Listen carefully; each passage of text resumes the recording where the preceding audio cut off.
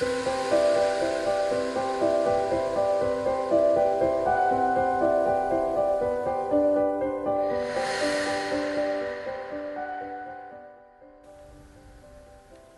shit, look at this guy. Why is it? Whoa. 2014 episode 4. This is where I started adding some character exposition.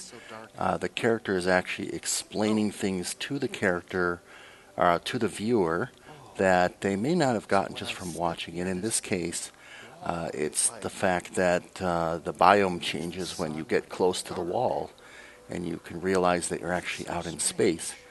Now, I'm also hesitating here because, for the life of me, I could not get a blaze to spawn. I must have filmed this scene here about 30 minutes, putting the spawners in various locations. Finally got the blaze to spawn, and honestly, it wasn't quite as dramatic and actiony as I pictured in my mind, but I think the effect worked. I was terribly afraid I was going to get shot off, but I don't really know where the blaze went, and after that it was just time for me to run all the way back to the outpost, because at this point I'm thinking, okay, I need to go to that outpost and turn off the security. I'm going to fast forward here. And this is a place, as I'm taking this walk back, one of the things I don't like about my series is that I started talking too much about the background of the series and what was happening, as opposed to letting some of the events unfold to the audience. And I did this in one other place later on in the series too. I gave too much away, so I ended up actually subtly editing my voice. Actually, this part right up here, I came across a ravine that I did not know existed in the map.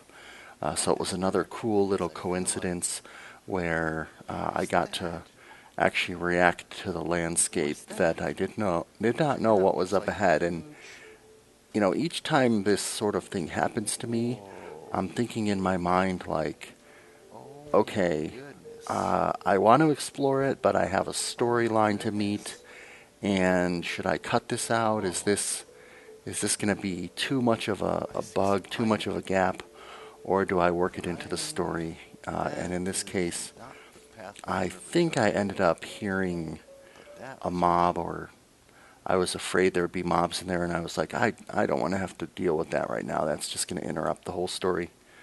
So I just kept on going. And we'll fast forward some more, because basically I just wanted to travel all the way back to the outpost. Oh, actually, I'm gonna leave this part in right here. And the reason I want to leave this part in is because these pumpkins accidentally become important later on, and I didn't actually plan for this to happen, but these pumpkins sort of became my my landmark that I was getting close to the outpost.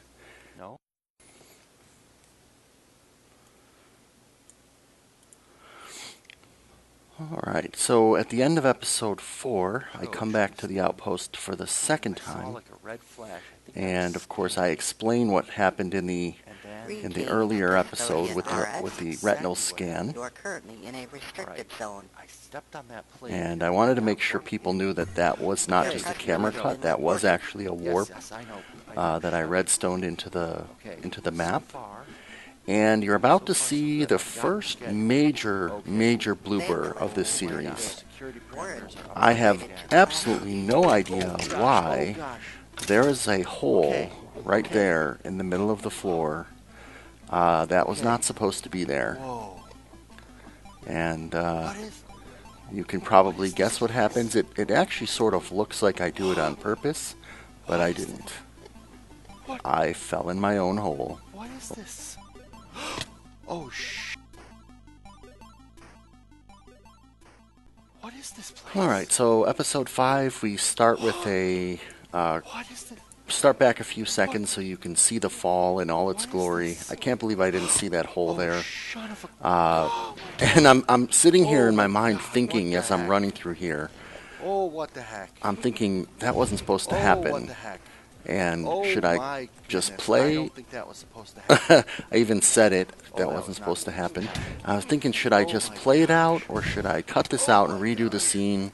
Oh my gosh, run. I ended up leaving all of this in, obviously, because I think it turned out to be good action, and I didn't die, which was amazing. And it was somewhat fun. So I thought, you know what? I'm just gonna leave it in. I was surprised that no one really commented why the heck is there a hole there. But it was fun, so I did leave it in. And that move that I just did there of walling off the cave terrain in front of me, that is something I learned through playing many CTMs. You could see I just got really lucky. The guards that were chasing me end up shooting each other. I luckily was able to make a bridge to get back. It just, this whole sequence right here, I got really lucky with it, and I thought I would just leave it in. Oh my goodness. And there's a zombie wearing a leather hat. By the way, all of the texture packs that are used, or resource packs that are used in this series, are listed in the descriptions of the videos. That was a modified portal pack. I really like the bots a lot.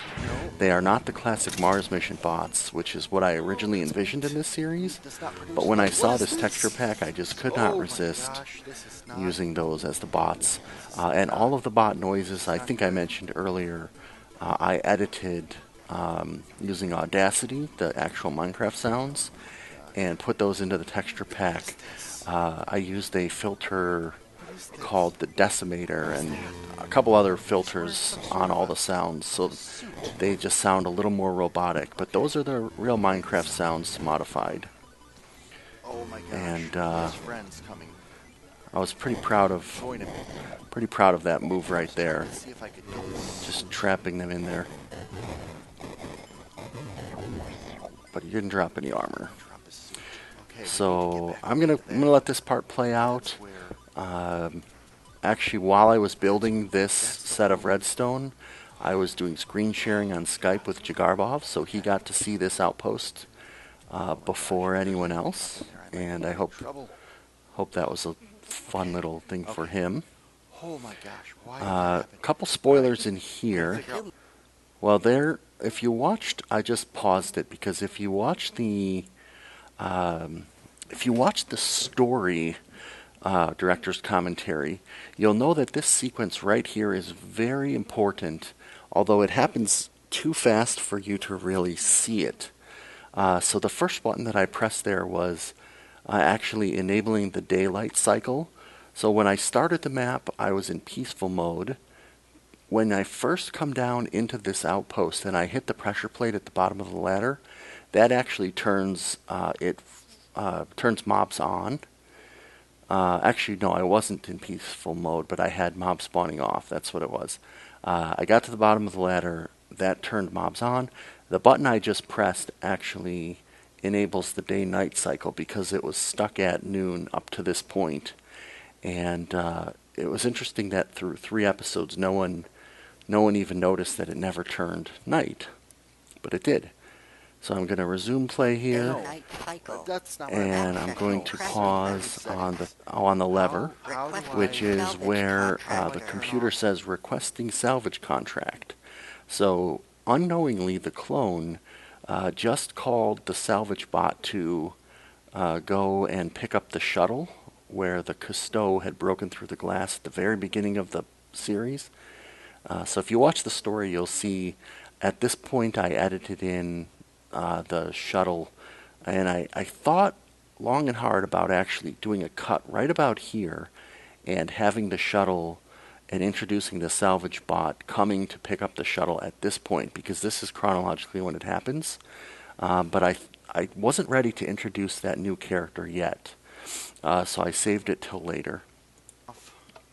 Resuming. security settings. And of course, Print error. No, that's not what I want. So printing, you may have noticed right there that the map printed into my inventory, and I've got something interesting to say about that in a second. No, that's not what I want. Whoa! So now he gets frustrated. He starts spamming buttons. He blows up. Okay. And I got a slight blooper right here. I just damaged. If you listen to what the computer says. Alright, I'm getting out of here. Sanctuary destruct sequence initiated. In the original storyline, the sanctuary was going to self-destruct, and it was going to actually crash into Jupiter. So the sanctuaries in my first draft were floating around Jupiter, and they were going to crash into the atmosphere. And the way that I was going to actually show this was I was going to take a copy of the sanctuary and put it in the nether so that you had that red sky look.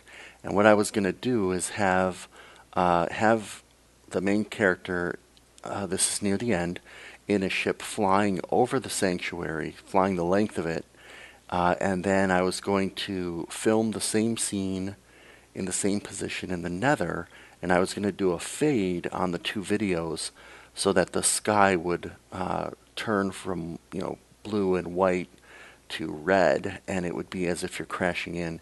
And then I actually had Adrian Brightmore, or A Brightmore, on Twitter and on YouTube and on Tumblr create a filter for me that would basically over time suck blocks up into the sky, so it would look like things were flying out through gravity. And it's a really cool visual effect in my mind, but the way that the story changed, I actually never implemented that scene, and I was also going to have it be an ironic twist because the clone basically blows up the sanctuary self-destruct. That's what the Cousteau came here for. The Cousteau was going to eventually figure out that the clone had basically done his job for him after all. But I ended up scrapping that whole storyline, and I just sort of hoped that this dialogue would remain unnoticed. And if it was noticed, that I would basically describe it as meaning that the outpost was self-destructing only. I am getting out of so here. We'll continue here. And yet again, I made the decision that when I escape the outpost and walk back towards spawn, that I would actually film the whole thing continuous without cuts. That was not a camera. That was not a camera cut. That was actually a warp, again, built into that ladder. The map is fully functional. Pretty much everything that you see happens is actually built into the map. I used practical effects as much as I could. And I'm going to go ahead and fast forward this part, except to say, I think this is the part where the clone goes up into the trees and travels across the tree line. And that turns out to be something that Cousteau, later, when he takes this path, he also travels along he notices that the clone went up into the trees, and he starts using that path, and he realizes that, although he hates the clone, and he's been complaining about the clone actually did something fairly smart for avoiding mobs. One other thing I'm going to say about this part here, and this was a big disappointment to me, right about now, I realized that there's nothing on the map that shows me where spawn is. The whole intent of him getting a printout of the map was there was supposed to be some sort of red X or something at spawn, and that would lead him back to spawn, and he would be wondering, why is there this red X here? And then he would find the button that's there, and you can just barely glance it in episode 1 if you were looking very closely for it. I actually hit it a little bit too well. I meant for it to be more obvious to the camera, but the player or the character didn't see it. So anyway, he's following this map now with my intent of getting him back to spawn, and he's really following the map to nowhere. And I'm looking at the map myself as I'm talking here, and I'm thinking, I'm looking at this map and I have no idea where spawn is. So I basically have to fumble my way there. So I'm going to go ahead and fast forward this part. And yeah, this is definitely where he takes to the trees, and he, he's basically a scaredy cat. He's freaking out about these mobs. And as he goes from tree to tree, he starts placing blocks. And right here, boom, he places a block on top of that pumpkin to help him get back up into the tree. And that actually becomes important later on because that's where Cousteau finds those pumpkins that I said were going to be important as a landmark. And basically, I've traveled far enough that I kind of recognize I'm near spawn, but I actually don't know where I am in real life, and the character's got a map that's not marked, and basically I decided that that was a place I needed to put a cut.